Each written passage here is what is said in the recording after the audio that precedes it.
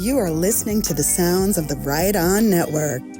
Hello and welcome to episode 39 of On the Record Jams, brought to you by the Right On Network. I'm AJ. And I'm Arthur.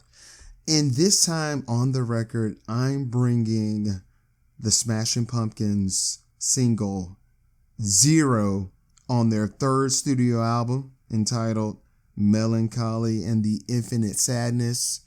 This came out in 1995. Yes, we're doing a 90s record, grunge type stuff, man. And before we move on, I want to thank our Patreon subscribers because they help us go and grow in the year 2026 and beyond and before that. So it's always and ever here. And that's Alan Wright. He's Bold Outlaw, boldoutlaw.com. He's a Robin Hood enthusiast. Delvin Sims, also known as DJ Merc. Check out his music. Merc Bandwidth, DJ Merc. Tim Price, the pod crasher himself. Check him out. He does Under Siege, Outcasters podcast, Under Siege. Mark Ross, a.k.a. Cluck Trent, friend of the Right On Network, Kim Fedakowski. We have Mark Blair. Check him out on the Checkmate podcast, Paul Kupperberg's comic in the 1980s by DC Comics. Checkmate podcast. We have Paul Hicks over in Australia. You got to love the Paul. Laurel Phillips. Check her out, Laurel Phillips. She's known as Mountain Flower One. Listen to her on the Huntress podcast as well as the Checkmate podcast. The Irredeemable Shag. Check him out on the Fire and Water Podcast Network. He does things like Once Upon a Geek, JSA in the 1990s, and a bunch of stuff. Go to a search engine and type in Fire and Water Podcast Network, and they will set you up, boy. We have Justin Steiner. He's Shoefly Pie, Justin Steiner on Substack. Rick from Jeff and Rick Present Unpacking the Power of Power Pack. Chris Pine 1, you can hear him on this here feed talking about the Beatles. That's the Get Back documentary. 30 Minutes to Get Back is the name of the podcast. 30 Minutes to Get Back, where we're covering 30 minutes of the Get Back documentary by Peter Jackson, 30 minutes at a time. We have April 5K. Check her out on April and AJ Take Manhattan, discussing Friends and Seinfeld. The great Jordan Holt and Clinton Robeson of Fan Film Fridays and Coffee and Comics. I want to thank our Patreon subscribers. They went to patreon.com/rightonnetwork. I'll put that link in the show notes. And hey, for a little as $1 a month, you can be a Patreon subscriber, because here at the Right On Network, we have space for all. We're tearing down those walls and we are stretching out our tables. Come sit with us. All right. And come sit with us because now, Arthur, let's talk about this record. This is Zero, the Smashing Pumpkins there from Chicago. And the journey that I went on to prep for this episode is I realized I think I have not listened to the Smashing Pumpkins since the year 2000. So I listened to Gish, their first album. It came out in 1991. Then I listened to their sophomore album. That's when I started hearing about them. It came out in 1993. Siamese Dream. Those two albums were produced by super 1990s producer and beyond Butch Vig, who's also known for producing Nevermind. And now this third album, it was a double CD. It was Melancholy and the Infinite Sadness. I started realizing I didn't know much about this band. Like, I was kind of learning new stuff as I was studying for this episode. And that was strange for me because I know, especially in the 90s, I had a lot of clock hours listening to the Smashing Pumpkins. And like, usually I do deep dives.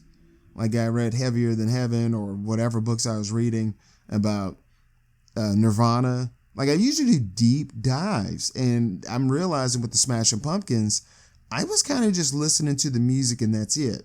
So I didn't realize things like in 1991, the Smashing Pumpkins, they released their first album, Gish. I remember because, Arthur, this was during a time where, all right, you know, when I was 3 months old, someone crashed in our house. So I shared a room with my brother like till 5th grade. So I was basically just listening to whatever he was listening to. And I really didn't listen to music on my own So, and like my family, when we would take trips or whatever, they were kind of playing their tapes. If we listen to radio, it'd be like KCOH talk radio, but not really just, hey, what's the top 40? So I never knew what was going on in that aspect. So I didn't know what was going on. So then when I got to middle school and I started going on my own musical journeys, like everything was new to me. And then like as kind of I went down the timeline, I started realizing like, oh, okay, Sex, Sugar, Magic by the Red Hot Chili Peppers, that was new to me, but they already had a prior history.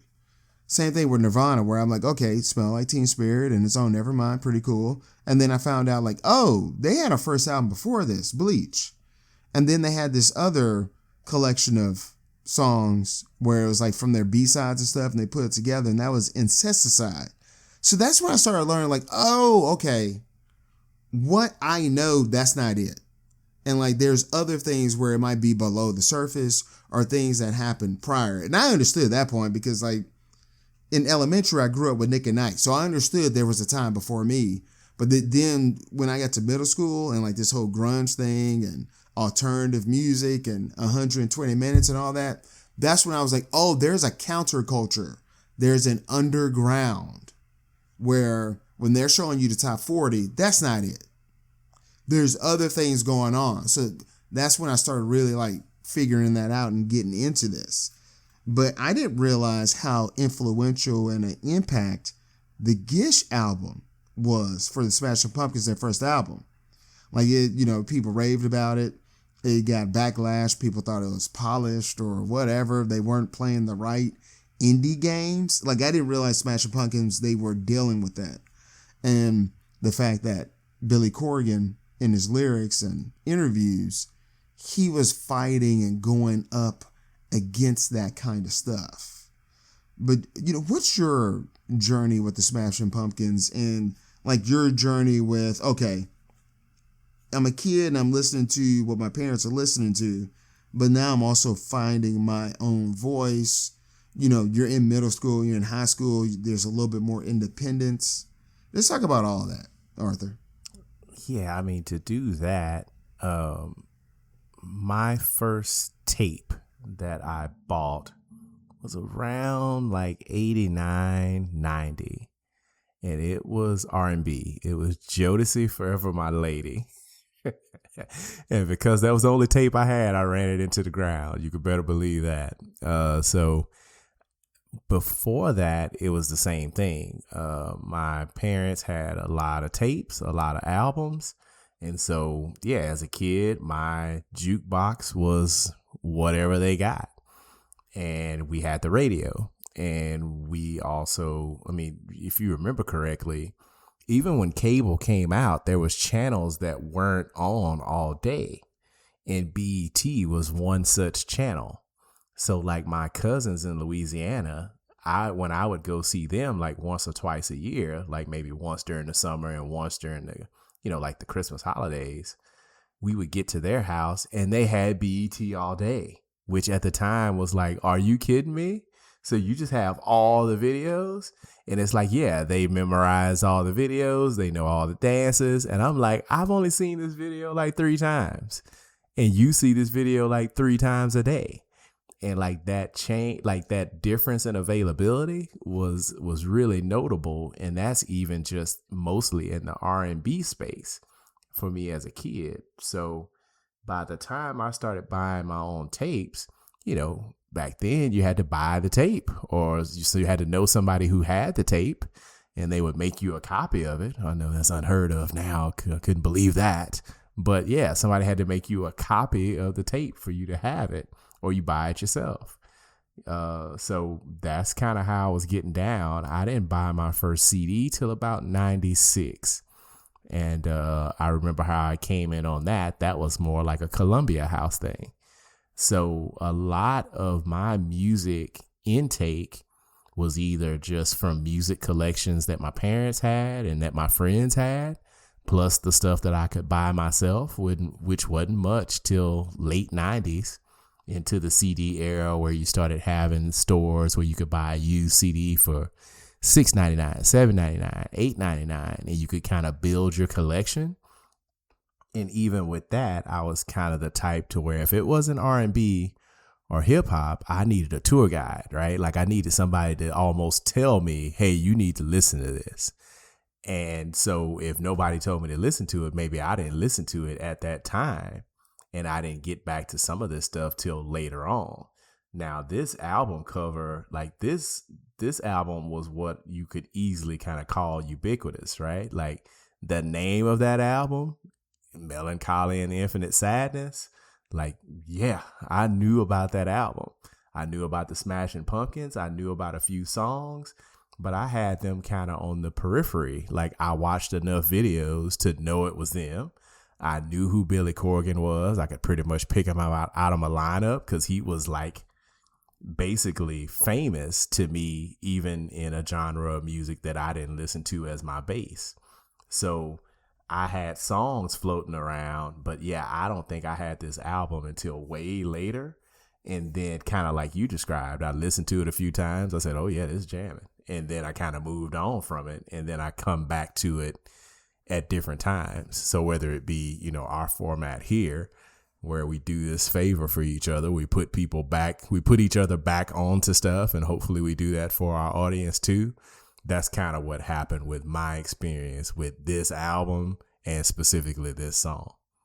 Yeah, so 1995, I remember I was out of town. I was at this thing in Washington, D.C. in high school. It was this National Young Leaders Conference where kids from all over the country did a mock government.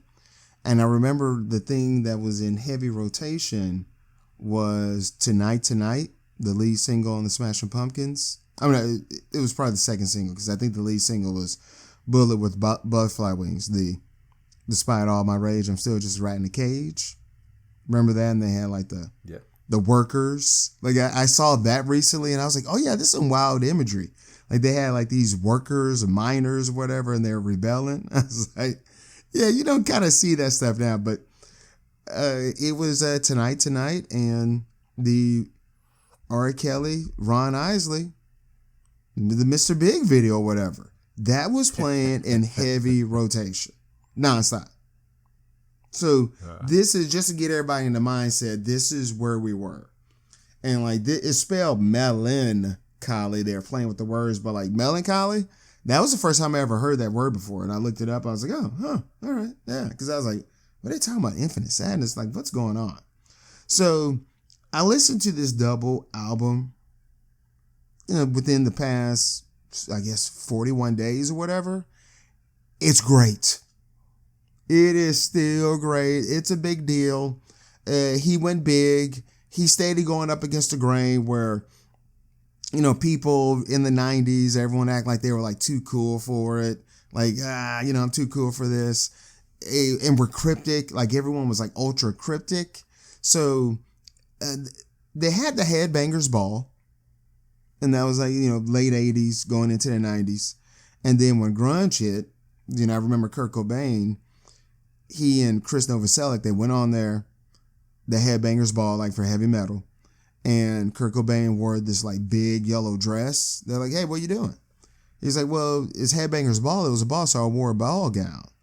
And he kind of took the piss out of the format. Boom, everything changed. 120 minutes. Alternative music. And like when people were going there and there was Matt Pinfield and he would interview the folks, they were all like looking at the ground. They, you know, they were difficult with like answering questions. So like it was always that kind of vibe. You know, Janine Garofalo, all this stuff like, you know, I'm post-hip, I'm too cool for this. So with Billy Corgan doing the Tonight Tonight, the video's bigger than life. It's a double album. This thing is huge, right? So that's where we are with this. So we have... Think about this too, right? Like think about this being kind of like the second full decade of video superstars, video music stars, right? We've done some older episodes and older songs in the mid 80s where these people are making these big ubiquitous hits. It's all over the radio. It has some catchy video. Like you get to see them all the time, and you get those people where we talk about the Beatles a lot, but it's like the Beatles being colossal and huge was part of what helped kind of accelerate their departure from one another. Because in the 60s, people just weren't built to be that famous or that big. And then the 70s, people were famous at a different level, but it didn't happen. Like there was no, people were famous, people had hit records, but there wasn't like this idea of you're seeing this person all the time. And once you have an MTV, once you have BET, once you have those, the box, you have these different video formats, you got like a decade or more of people being like literally physically in your face. Like you can see their face as you're hearing their songs. And you get this aftermath with Nirvana, with Smashing Pumpkins, with our guys Weezer, like with those people in the mid 90s, like you're saying, like different versions of kind of taking the piss out of it, different versions of, okay, I'm going to get my hand in this cookie jar. I'm going to get the cookie, but you're not going to catch me with it. Like I'm going to enjoy the fruits of it, but you're not going to do what you did to those superstars. Like you're not going to make my life hard in that same way, because I'm not going to let you. I'm not going to make this stuff important to me. I'm just going to make the hits. I'm going to make the records, and then I'm going to throw it in you guys' faces, and then I'm going to go back to the house and enjoy my life. Like, I see that and I think about that, and that whole concept fascinates me. I don't know if you think about the same thing. Yeah, and to add to it is we are in full blown, okay, the experience, especially like with the CD like this, you're not going to really be in your room playing this out loud. And it's not going to be a situation where like someone comes on the bus and they got their boom box and playing out loud. This is now, we're straight up in CD era. Chances are like a lot of people are buying this on compact disc, and I have my CD Walkman, and I'm about to have a personal, intimate experience with this double CD, with this double album. So we're in full blown that mode. And I think pretty much at this point, even myself, because I would have bought this album, because at this point I had a job. Maybe I was working at Chick-fil-A. But at this point now, I'm personally buying this album with my money. And like I know that it's coming out. This one was produced by the band, Billy Corgan, of course, and producers Flood and Alan Moulder. The whole thing with, we're listening to a CD and they're going really big. Like it's all kind of themes and dramatics all through this.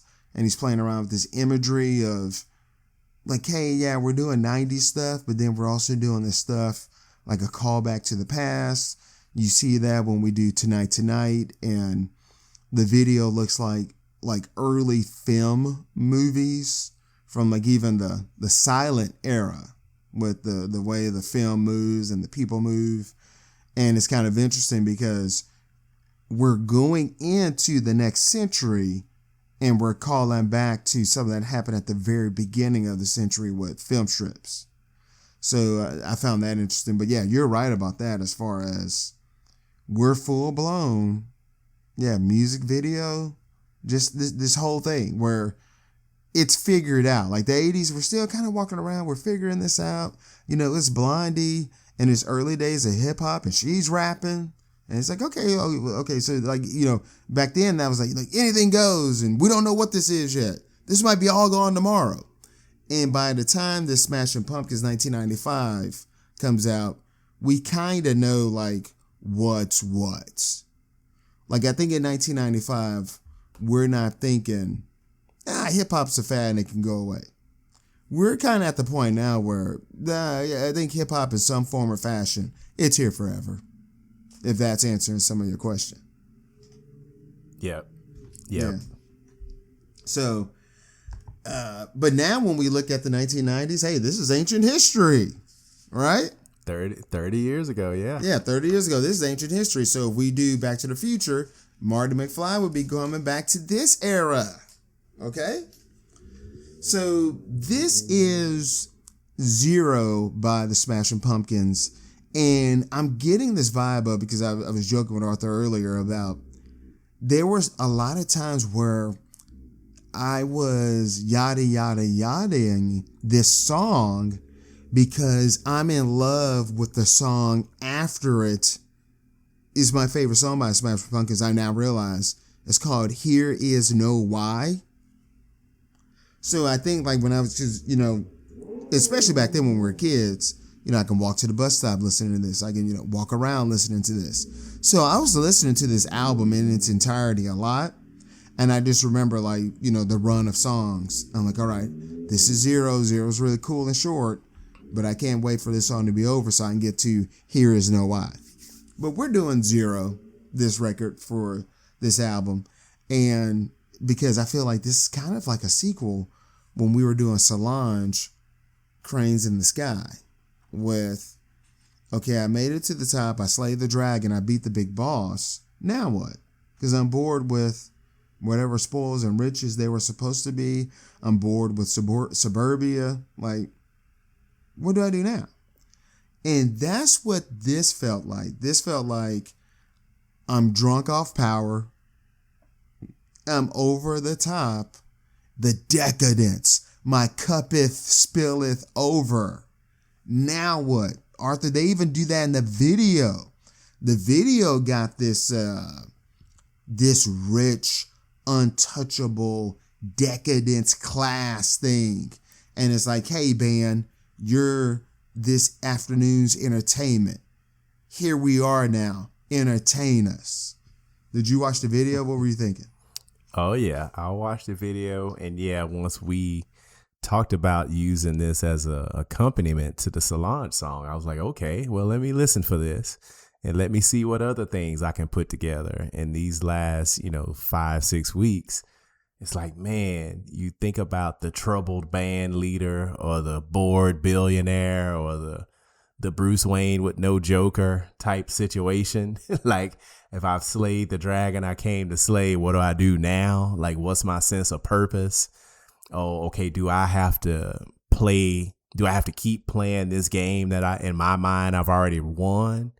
And that's a big challenge with the whole punk rock indie scene. It happens in hip hop as well. It happens also in the R&B space.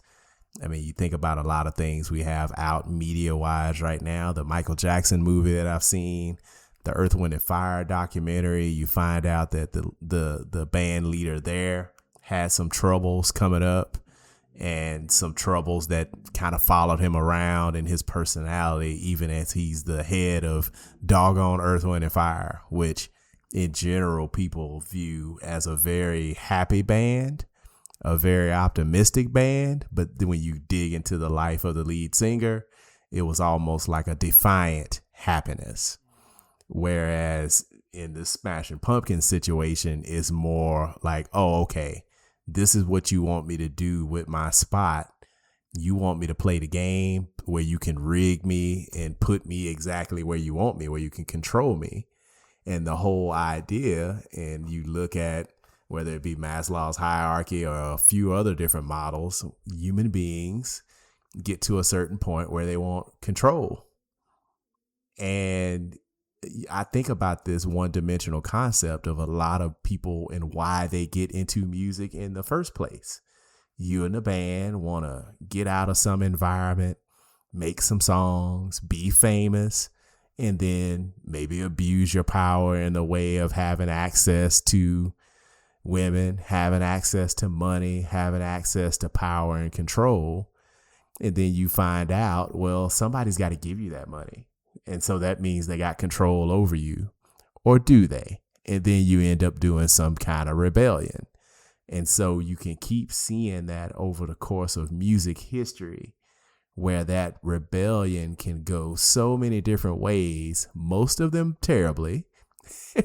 And in the case of a band, is even more tenuous because you and that group of human beings have to make a decision on what you're going to do if you hit. Because what you do if you don't hit is you go get you a job at Amazon and go on back to what you was doing.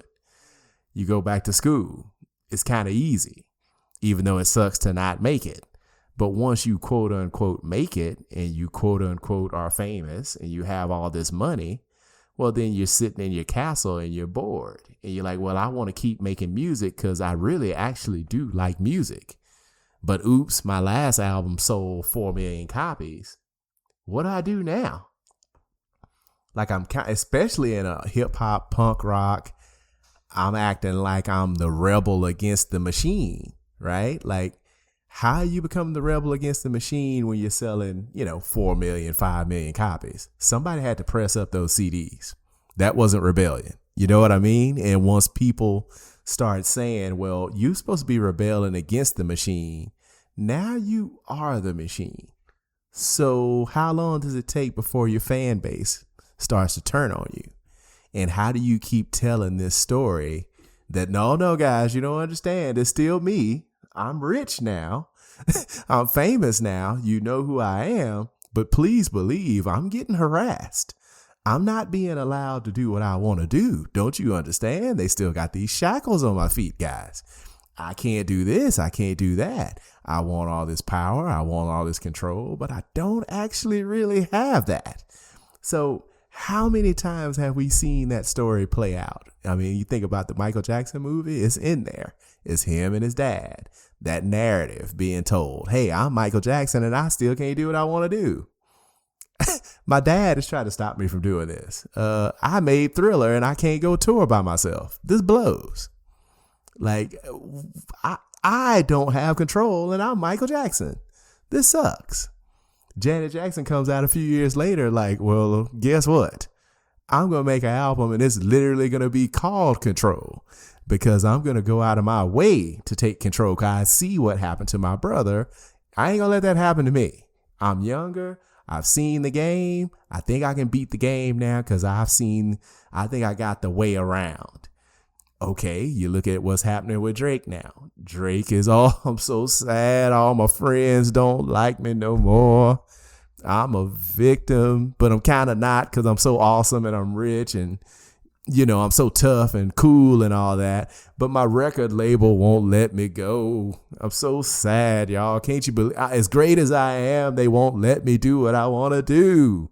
And I feel like it's that story keeps getting told. Like, the hip hop phrase of you love to hear the story again and again. Like, we keep hearing this story again and again, different genres, different people, different situations. But it's like, how do you fight it? And with Smashing Pumpkins, their plan was, hey, we're just going to go bigger and bigger and bigger. We're going to make a double album. And I don't mean like a back in the day 70s double album. A 70s or early 80s double album might be 1 hour long, right? Instead of 30 minutes long. This is 2 hours of music. Like, they are not messing around with y'all. 14 and 14, an hour a piece. And that was the plan, right? Like, the plan was to go big and still kind of stick it to everybody that doesn't want to let them do what they want to do. So when I see the video, I just tell myself that story that, okay, Billy, I see what you're doing. I see what you're doing. You want to do your thing. You're going to keep your power. You're not going to create a storm and get swept up in your own storm. And it's an album where, hey, I'm in love with all the songs. And I'm going to find a way to put these songs on the set list. Like, I didn't make all these songs and I'm only going to perform 4. And I'm even going to sneak some of these songs as not a single. And we're going to play these on TV shows. Yep. So they even did that where I was like, ooh, I always like when a band does that. It's like, no, darn, I like this song. I know it's not a single, but we're performing on here. I like it. Who knows? This might be the song that converts people. So, all right. We have That's another way to rebel too, right? That's another way to rebel against the system. Because the system, even by this time, was like, okay, you got to turn in your album. Then we got to touch our chins for multiple months and decide how to market it. We're going to pick your singles for you. And then we're going to put them out at a certain period of time. And we're going to put money behind each one. And then we're going to see how your album's selling. And then depending on how it's selling, we're going to give you a third, fourth single. We might guarantee you 2, but we're not going to guarantee you 3. And that's another artist thing that I see here. Like you talk about those artists going out and saying, yeah, the singles are the singles. That's a label thing. But I like all these songs. And if you put me on late night TV, because this is another expansion after music videos, you think about the multiple late night TV shows, the multiple places to perform live on TV and the impact of that, right? So then now you can do what you just described, right? Like you don't have to just play the singles because, hey, you might do a circuit. You might do 2 or 3 late night showings. And so then you may do the single for the first time. Maybe you do your next single the second time, but that third time you go on a show, maybe you're a friend with the host. Maybe your album has already hit the magic number that the label wanted it to hit. And so again, that control, that power thing, then you're like, you know what I'm going to do? I'm going to play something off of my album and not just the hits. 'Cause I want you to want the album because we think the album is great too. They played Muzzle on Conan O'Brien. It was like after they did all their singles and the promotion of this album was over a year. And it's one of those like, hey, try one more single. And if something happens here, we can probably keep this thing going.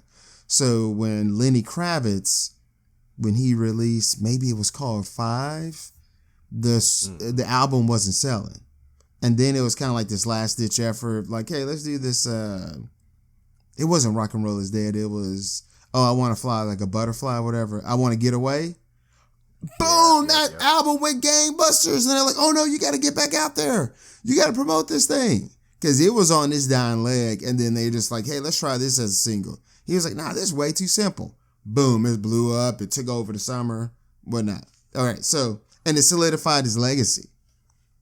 Now, all right, so Lenny Kravitz, the Smashing Pumpkins, Billy Corgan, he now has a podcast. It's called The Magnificent Ones.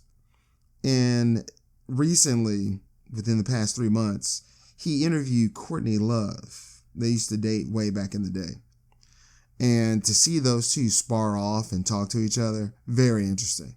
Like if you do any type of exercise, like I go walking or running or whatever, this is a good one to listen to. But they both talked about like the politics and the rules, the indie culture, and they called out Kim Gordon of Sonic Youth, and I don't know, like I guess she was like they accused her of being a gatekeeper, and you know she would put the word out like you're not doing it right or whatever, and with Kurt Cobain with Nirvana they did Bleach, and Bleach is some interesting stuff going on there, like you know I like it. But it's very raw and it's wild. And then with Nevermind, Butch Vig, he produces it and it's, you know, it's super polished. It sounds like 100 guitars are on there. He convinced Kurt Cobain, like, hey, do double tracking. You know, Kurt Cobain would like kind of fight against, like, no, this stuff is not honest. And Butch Vig had to go like, hey, dude, this isn't a concert. Like, you're making an album. And you could perform this live later, but like, we're making a product here. So like he had to really like kind of convince him like, hey, you know, you like John Lennon would double track his vocals. Like just do it. Just double track your vocals. And then, you know, everything worked out. Right.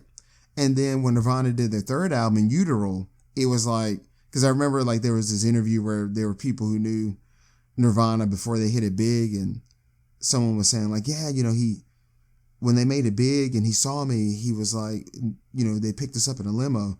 And he was like adamant about like, hey, we usually take a van. So like, you know, we know about the when keeping it real goes wrong. You know, we knew about the keeping it real culture within the hood and hip hop. And I was learning about the keeping it real culture with all this punk rock, whatever, right? And with the third album, they got Steve Albini and they stripped it all down. Now, I was under the impression that, with In Utero, it sounds like them. Like, I just thought, like, it's honest, it sounds like them. But now I'm starting to realize it's like, because Courtney Love was like, Bleach, he was dimming his light so he could be accepted with the indie crowd. And then with Nevermind, he showed folks like, no, I can do this. And, maybe she was saying with In Utero, he dimmed his light again. I don't think so. I think it's them. I just think it sounds like them, and I think it's powerful, but whatever. So this is the Smashing Pumpkins, where with Billy Corgan, he was like, no, man, you know what? Arena rock, whatever you want to call it, Chicago, all this stuff, Boston, that stuff sounds good. I'm doing it. I'm going to go big. I'm going to have it sound like multiple guitars on this stuff. I'm not dimming my light. I'm not going to do grunge for grunge's sake. And he was fighting with people. He was going back and forth with them. I had no idea. I was in 7th and 8th grade. But, I was in 9th grade. How would I know this stuff? But whatever. Right. So, all right. Okay. So this is Zero. These are the lyrics. And this is something else I wanted to talk about. I'm glad I remembered it. Guys, the 90s had to be stopped. Yeah. What they are getting away with, like, even like Tonight. Like, what? Wait a minute, what? Like, none of that should have worked. Like, all this stuff that Smashing Pumpkins were doing, this double album and some of the songs that's on here, again, I listened to it. I think it's a perfect album. This stuff shouldn't have happened. Hip-hop, the boom bap, all that stuff, I've thought about it because boom bap, that's where I live. But I feel like that put hip-hop on pause. And then guess what? When the shiny suits things happen, all of a sudden, boom, hip-hop explodes. But, in the end, the winners are the winners. Like Billy Corgan, he goes like, hey, we won in the end. Because, hey, I'm still here. People are talking about my stuff. People are reevaluating my history going like, hey, this guy was on to something. The Knicks, they won the championship in 2026. There's all type of musical acts that can represent New York City, guys. Wu-Tang Clan. But at the end of the day, when they're like, wow, man, look at those unks up there. Wow, this is cuddly. In November, they're going in the Rock and Roll Hall of Fame. I'm going to play the music. Don't do it. It's wild stuff on there. And I'm not just talking about cussing and stuff. It's wild stuff. No, please do it. But what I'm saying is the 90s had to be stopped. Because, I remember when I was getting older and we're going into the 2000s, there was a lot of 90s acts where they were like fading away. And I was like, this stuff is good. What's the problem? What's the... It was a problem. So I remember Janine Garofalo, she was arguing with the people on MTV and they said, dude, listen, man, when Nirvana and all that stuff, and that was big, our ratings were low. When Britney Spears showed up on the scene, the ratings were higher. We don't know what else to tell you. And I remember, man, that's a crock of bull. No, it's correct. Dude, the stuff that Nirvana and they were saying, that's wild stuff. No, it had to be stopped. But it's like, AJ, but what are you talking about? Let's get into this. I'm going to read some of these lyrics. The first line is, my reflection, dirty mirror. I mean, bam, it's all there. Yep. I don't like what I'm looking at. Or maybe I do like what I'm looking at, but it's dirty, it's crooked. There's no connection to myself. So like I've become something I didn't want to become. It's like Zack Attack on Saved by the Bell. Remember they got big and he got drunk off power and all this stuff. And then he started becoming a monster. Yep. My reflection, dirty mirror. There's no connection to myself. I'm your lover. I'm your zero. So I listened to Billy Corgan being interviewed and he was like, people, they would criticize me. They would say like, I don't have the look. So he's like, hey, you know what? I'm gonna cut my hair off. I'm gonna wear the Star Zero t-shirt and I'm gonna just be that. I'm gonna be like nothing above, nothing below. I'm gonna be just ground zero. I'm gonna take on that persona. I'm the face in your dreams of glass, looking beyond the mirror, the glass onion. So save your prayers for when we're really gonna need them. Wow. And remember, and this music, guys, it sounds like just an ongoing abyss of oblivion and infinity. Like, it just sounds like tidal waves of just the abyss. And here's something else too. It's sneaking in this metal riffs. And this is what I'm saying. They played this on the radio. They played the video. The 90s had to be stopped, guys.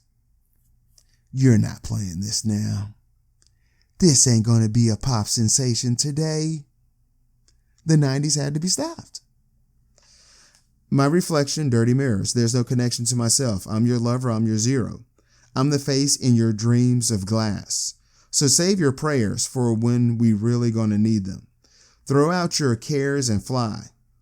And then the music stops, and Arthur, what about that part when he just goes, "Wanna go for a ride?" Yeah. I like it, man. I like it. You want to go for a ride? Like, hey, I don't know where I'm going. I think y'all are counting on me a little bit too much.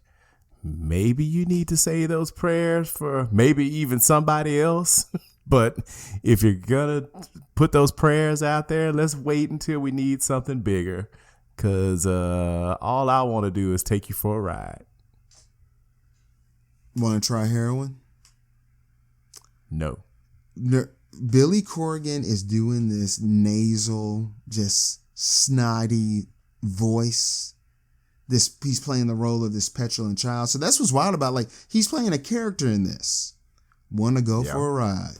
Man, just when the music stops and he says that, it just sounds so suggestive. It sounds so wrong. It sounds so like Arthur, man, when we were kids, like in the 70s, they played around with a lot of like demonic imagery. Even He-Man, that's a cartoon. There's a lot of demonic imagery in it. So when in the 80s, when it was that satanic panic, did they go overboard? Yeah. Were there some valid points? Yeah. Yes, it was. Yeah. And I remember in the 80s, it was always these plots in these movies about, I want to be popular or something, and I sold my soul to the devil. So in the 70s, Marvel, they do Ghost Rider, and that's his thing. Like this. I signed the dotted line. I sold my soul to the devil. And it was just a nonstop that stuff. And this song, it just seems like that. It just seems like decadence. My cuppeth spilleth over. And I know at some point this is going to end. And I should get off of this. Jane, get me off this crazy thing called love. But I don't know if I have the strength to do it. And I don't think I want to. Like, what I'm going to do, I'm going to live a square life like AJ? I'd rather just die bloated and burn out doing this. So it's throw out your cares and fly. Want to go for a ride? She's the one for me. She's all I really need. Oh, yeah. I don't know what that she is. I don't know if it's fame.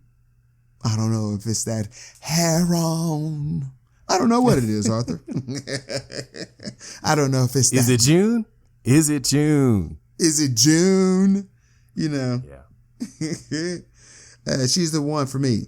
And then when he does this, I don't know if it's the middle A section. I don't know if this is the bridge. But boy, when they do this, if you're still like, AJ, you're doing a bit, you're doing this part right here, it's why the 90s had to be stopped. Because in the 90s, this could happen. Emptiness is loneliness, and loneliness is cleanliness. And cleanliness is godliness, and God is empty, just like me. That's the problem. Yeah. Maybe that's the problem. Dude, the 90s listen, do I love the 90s? Yes. Am I interacting with you in the world now, but my brain is in the 90s? Yes. But even I can recognize the 90s had to be stopped. Because he's playing around with this, because it's very interesting, because when they're doing it's the nuclear family, it's the husband, the wife, the 2.5 kids, the white picket fence, and the dog. And when you didn't fit that, you felt inadequate. He played with that. That cleanliness is godliness.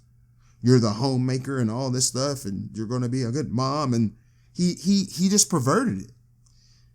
Emptiness is loneliness, and loneliness is cleanliness, and cleanliness is godliness, and God is empty, just like me.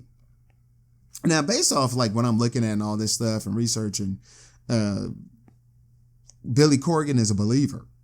And he said like this line, like he would get pulled to the side and people would talk to him about it. I think it now in 2026, 2020, 2018, I don't think that would happen. But back then it was still like, whoa. And like the music, again, this was on the radio? Like you guys tell me, because again, I don't listen to radio. Like I listen to my stuff. Like whenever I'm subjected to, like, I'm just in the car and I'm gonna have like the radio decide my playlist. Like that is torture to me. So like, I don't know. Was this on the radio, guys? Email us at ontherecordjams@gmail.com. But again, there's not cussing in this, all that. But I'm just like, wow. Like with Batman Dark Knight, there's no blood. There's no nudity. But I feel like it's inappropriate for kids because there's a lot of nihilism in it and darkness, and like the light doesn't win in the end. So to me, yeah, I mean, it's PG-13, yeah, but I think it's still dark. And with this, I mean, I guess it's PG or whatever, but man, the music, the lyrics, it's wild stuff, Arthur.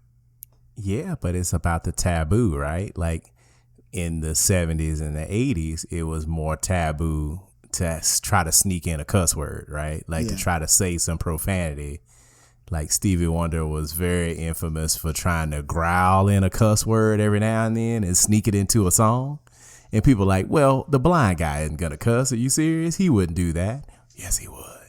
Mm-hmm. So like then you ended up with your really taboo guys like your Rick James. I'm in your face with this. I'm talking about Super Freak. I'm talking about Give It To Me, Baby. I'm talking about I Have a Weed Anthem. Like I'm out of my mind. Like I'm here in your face singing this crazy stuff. Then you had rap music, and then you had like crazy rap music like Sugar Hill Gang. Let's have a party, y'all. Run DMC yelling out every lyric. That's a different thing. Then you get LL Cool J and he's cussing. Then you get Too Short. He's doing a lot of cussing. And then you get to NWA in the late 80s. You can't even say our title. You can't even say our title of our band. You can't even say the band or half the albums. And the songs are completely insane. And like they are just making a list of stuff that you're not supposed to say. And they're saying all of it. Talking about police, talking about sex stuff, cussing like nobody's business. And then Snoop comes out and then does the coolest cussing you've ever heard in your life. And it's just so much cussing sprinkled across every song. Like this is the aftermath of that, right? And even in the 70s, it was more like you had to have like Millie Jackson, or you had to have like the comedians that would do the albums with crazy stuff on it in the 60s and the 70s, your Red Fox type situations. And it's like that. Like this doesn't stop, right? And so then you had your 70s R&B singers that were struggling so much with this idea of religion versus secular music.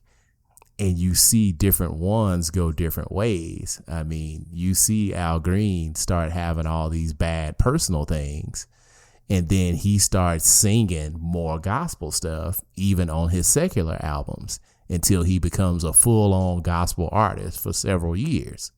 Whereas on the other hand, Marvin Gaye goes completely off the rails.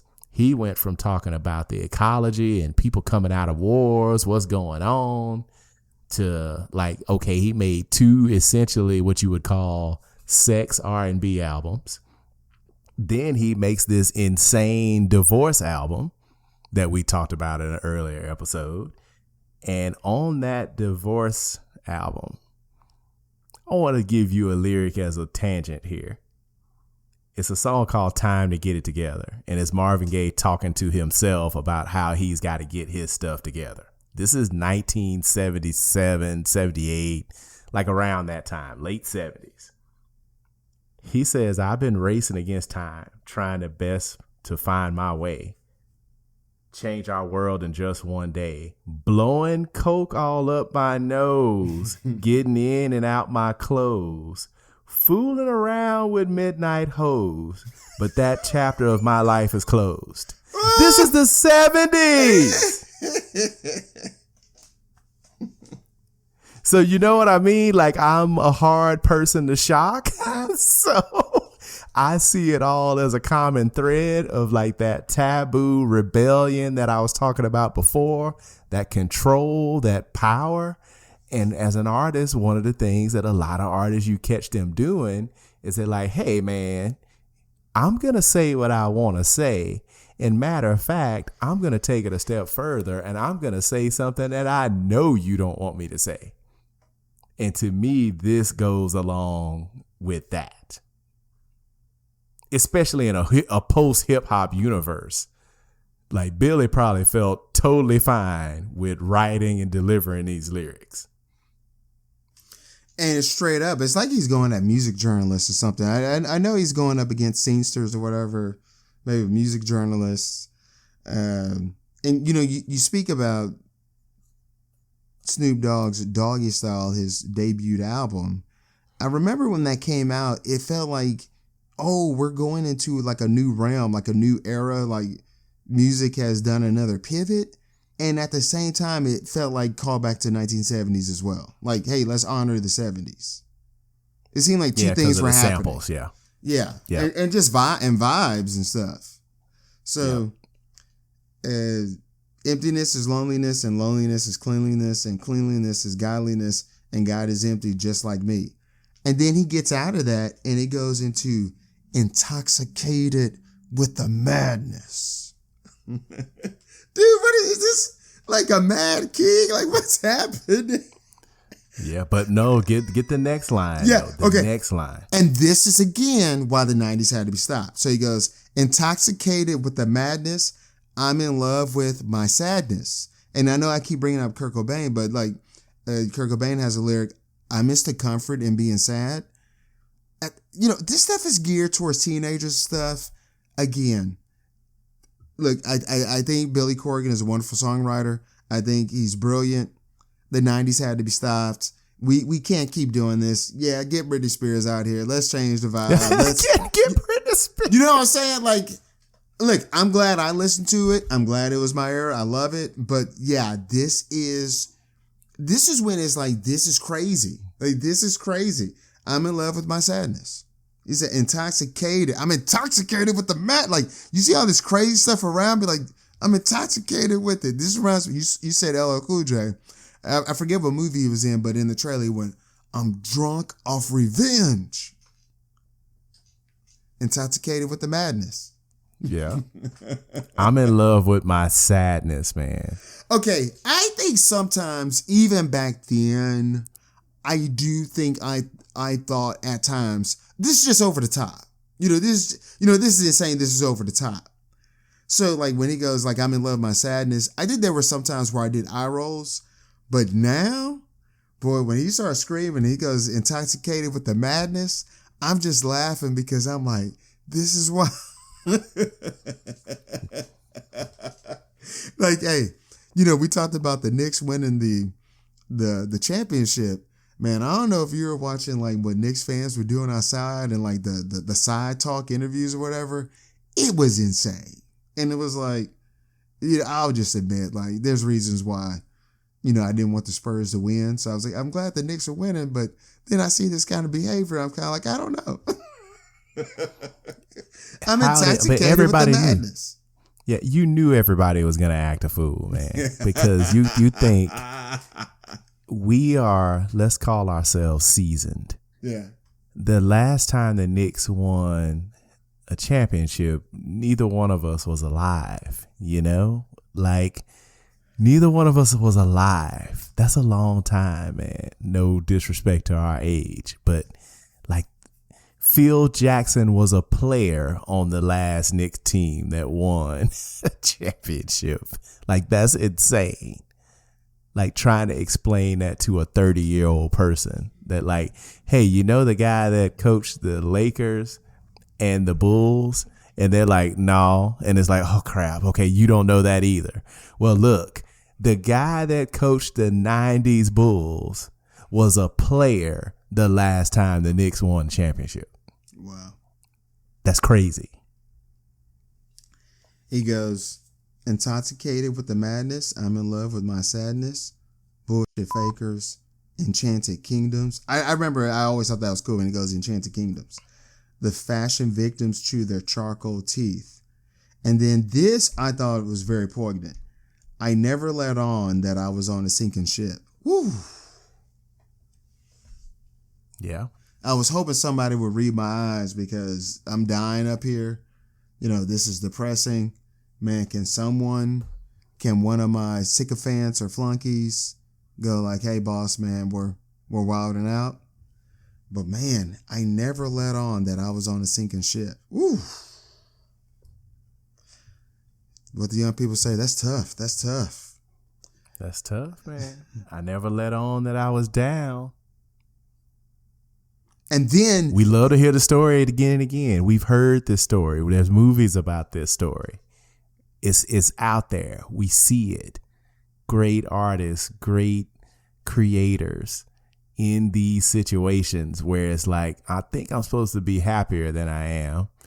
Am I faking this? Is this over? Is this about to be over? What am I doing? Is this what I wanted? I don't know if I still want this, but I kind of do. But I don't know where this is going to go. The music starts to crescendo. It starts being orgasmic. Like it's just like really building. And he goes, like you said, I never let on that I was down. And then it just starts getting out of control, the crescendo. You blame yourself for what you can't ignore. You blame yourself for wanting more. Like it's like Solange. You made it. You know how many people who don't make it? You know, it's not fair that you're bored with this. It's not fair that you don't feel motivated. You should feel great. So it's like, hey man, I'm doing all these parties. I'm wilding out and I'm feeling nothingness. I feel empty. And then people are making me feel guilty for feeling the emptiness. Woo. Yep. And it ends with, she's the one for me. She's all I really need. Oh yeah. She's the one for me. She's my one and only. And then boom, Here Is No Why pops up. But yeah, Arthur, did you hear this song? Because I saw the video in heavy rotation. What do you think about this song? I like the song, especially now with grown-up ears. Maybe when I was in this period of time, like I just heard it. It came and went. I heard their hits. Liked them. They came and went, but I wasn't as deep into the subtext because by this time, so this was years, half a decade after I'd bought that Jodeci tape, and I was more full into the hip hop and that 70s aesthetic. So basically what I was doing during this time was just like listening to a lot of hip hop, getting the album, immediately going to the part of the case where you see what the samples are, and then trying to hope that I had access to the sample in some way. So I used to do a lot of low-level crate digging. And then, of course, little did I know things were going to get a lot easier for me in the years later, right? So that was kind of how I would do deep dives into the music I was listening to. I was trying to find the source. I was trying to find the samples. I was literally listening to all my parents' albums that they had and tapes they had, trying to find samples, right? Just like, man, I don't know if this has been sampled before, but I know a lot of stuff is getting sampled. So, okay, I remember my parents having Funkadelic, Placebo Syndrome, like P-Funk. I was like, man, people sample P-Funk. Let me listen to this thing. And it's like, yeah. I had Bootsy Player of the Year. I was like, let me listen to this thing. Had multiple Barry White albums. Let me listen to these things. and let me find these samples and let me hear what's going on. So at the time, most of this was completely lost on me. But listening to it with 2026 ears, it's right in my wheelhouse. It's what I like. I like hearing these stories from these artists. I like filling in these dimensions and understanding that there was no free rides for famous people 30 years ago. It didn't matter what the genre was. It didn't matter what the group was. It didn't matter how many records you sold. And it's so interesting because I always come back to this. It's like, okay, Tupac, Big, those guys were rapping like, hey, these walls are closing in on me and I don't like what's happening. Like, I had good intentions, but things are not going well. Like, I got some money, maybe I got some fame, but I got all this other bad stuff that comes with it. More money, more problems, for instance, right? You got Jay-Z talking about the evils. You got all these different things in the mid-90s where these people are giving you these dimensions. At the same time, you got Michael Jackson, I call it jumping off the bridge with his History album. Like, hey, they don't really care about us and I want to scream, and things like I'm being messed with and I'm not getting over it. Like, I'm not happy about this. I'm Michael Jackson, mid 60s. I want you back, Michael Jackson. Thriller, Michael Jackson. And I'm sitting here 25, 30 years later and I'm not happy with how things are going. So when I put this as a patch on that quilt, it just warms me up even more, right? To be like, man, this is so interesting how human beings work. And this concept of fame, of this concept of being an artist and having control. And it's funny that you bring up like a Britney Spears, because that's supposed to be simple, right? Like, just get the cute girl out there and let her jump around and sing a little bit. And what's the problem? Well, oops. Even in her situation, you can look now and see, not so simple. There was a lot going on in her situation either. Like, is almost like who makes it out clean, right? You think about a guy like Kendrick Lamar, like he's in his music explaining how he's struggling.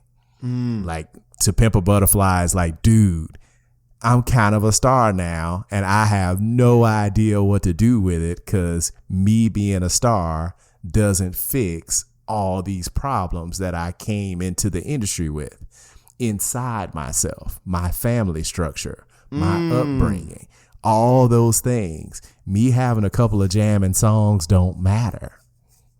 So also, Outkast, same thing, mid-90s, me and you, your mama and your cousin too. Like, I was at the mall the other day, I heard a call from other way, just came from somebody saying something, talk about it. Memory from school, like, dude, I used to go to school with you. Now you're Andre 3000. It's gotta be great, right? And he's like, yeah, I got more fans than the average man, but not enough loot to last me to the end of the week. I live by the beat like you live check to check. Like, dude, I'm kind of in the same situation, just with a higher visibility. So I really don't want to fail, because when you fail, you just fail. When I fail, people might feel like all of Atlanta fails because I'm from Atlanta and I'm representing Atlanta. I showed up on the stage and said the South got something to say. Now I got to say something. Like, that pressure, just seeing that story over and over again and seeing how different people deal with it and come out of it or don't come out of it, all very fascinating to me. It's one of these little context things that I love about so much of the music that we've been blessed with over our lifetime. It's in there. That context is in there. And you just keep hearing it over and over and over again. So Zero gives me another one of those. Let's start off at zero. Let's zero out and see if we can rebuild and start again if it's not too late. Wow. Yeah, I like you bringing up these other examples of artists messing with this subject matter. Wow. So, hey, let us know what you thought about this. Tell us about your 90s journey. Tell us about, anything that you've listened to in the 90s. If you're younger and you're just going back and you're discovering stuff. I know People are rediscovering Aaliyah, and they're buying CDs and Walkmans. All this retroactive stuff is happening. Let us know. Write to us at ontherecordjams@gmail.com. Let us know what you thought about this record, Zero. Your experiences with the Smashing Pumpkins. I know they're touring and doing stuff now to support and promote this album, Melancholy and Infinite Sadness, and other stuff, but they're playing these songs and celebrating it. Write to us on therecordjams@gmail.com. And if you have a favorite, the Smashing Pumpkins video, let us know if you've seen them live in concert. And again, did you love Zero? Were you trying to get past Zero so you can listen to Here Is No Why? Let us know at ontherecordjams@gmail.com. Where else can they find us, Arthur? Well, we're on X at On The Record Jams. We're on the same name for Blue Sky and Facebook. Anytime that we're posted somewhere, you can put in comments and keep the conversation going there. So whether it be YouTube, Amazon Music, Apple Podcasts, all those different options, we can keep those conversations going, because there's a lot of goodness that we're going over here in these different songs and different artists and different time frames. And I don't agree with you. The 90s couldn't have been stopped. It was too many people doing stuff at once. There was no way all these people could have been properly supervised. And we got what we expected to get, man. And plus you had people passing away in different ways. So you got to think the coming out of that led to a lot of different things too, right? Like people are like, man, sheesh, when am I going to go? People thinking about their own mortality. So that's like, hey, if I'm going to go, I'm going out saying what I want to say. And there you have it right there, guys. The 1990s. It's back. Man, don't stop it. Apparently it can't be stopped because it is back. The Wu-Tang Clan, they're going into the Hall of Fame. They performed at the Knicks halftime show. They were on the Tonight Show. It's a thing, man. So I can buy the t-shirt in Walmart and Target. So when they said it was forever, that was no joke. Yeah, think about it. I mean, I see Notorious B.I.G. t-shirts on people that I know doggone well. They ain't heard no Notorious B.I.G. Yeah. I know it. Tupac, Outkast, Aaliyah, TLC, all that stuff. TLC, and we're getting back to the point where random 90s R&B is coming up, because people realize a lot of these people were singing super duper hard. And you talk about that too cool thing, like R&B went through a period where people got too cool to sing. So then you got a bunch of talk singing going on. And then you listen back to the 90s and it's a lot of straight up and down. The song is just now starting and dudes are going full strength hollering, singing. And I think people see that now and it's like, oh, so these dudes didn't care. These dudes are out here letting it loose. Like, They taking the finger off the water hose and just whatever gets wet up. Like, here we go. Like, so I think people are going back to the 90s, similar to you think about that, right? Us in the 90s, we were getting a lot of that 60s and 70s exposure. Mm-hmm. And it was a lot harder to get your hands on music because some of that stuff was out of print. We didn't have streaming. But now, man, if you get somebody inquisitive, man, these records are mostly readily available. You can almost say it to your phone and the phone just starts playing it, depending on what apps you have. So like that discovery and exploration. And like you say, we talk about this all the time. Somebody's going to do a video explaining it. People listen to the On The Record Jams. They get some context and there's some explanations there. Like there's a lot of places to get educated and get tour guided into more good music. So it's great. It's great, guys. It's a party. We got matching vests on, everything. So cummerbunds. Yeah. So until next time, keep your lamplight trimmed and burning. And keep on jamming.